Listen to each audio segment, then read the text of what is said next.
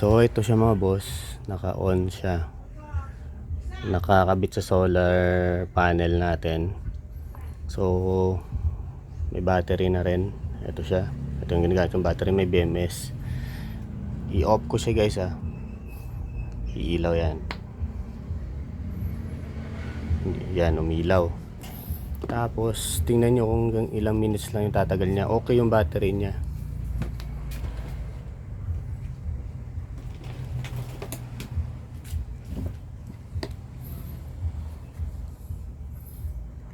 Okay yung battery niya guys.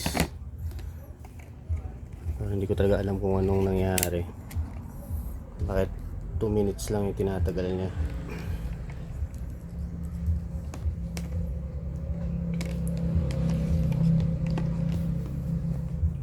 Ilaw ko, malakas yung ilaw niya. Ganda yung ilaw niya.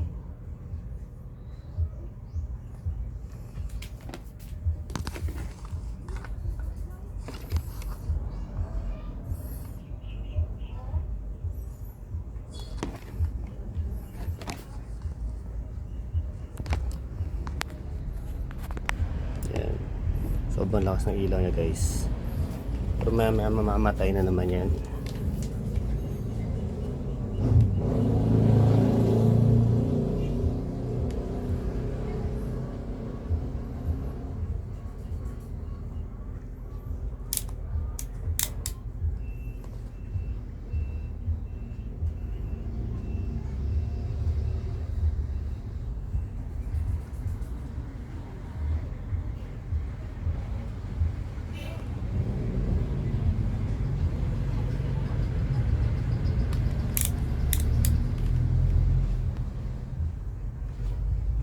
Boom, ayun, patay na.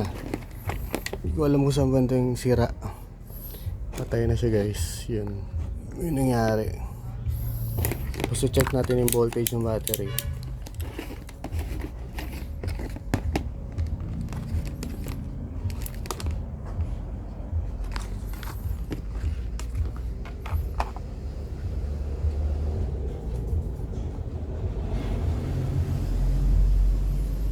Yun, 4.03.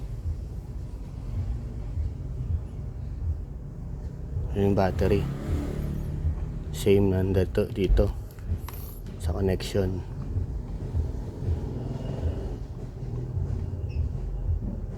Yan, 4.03.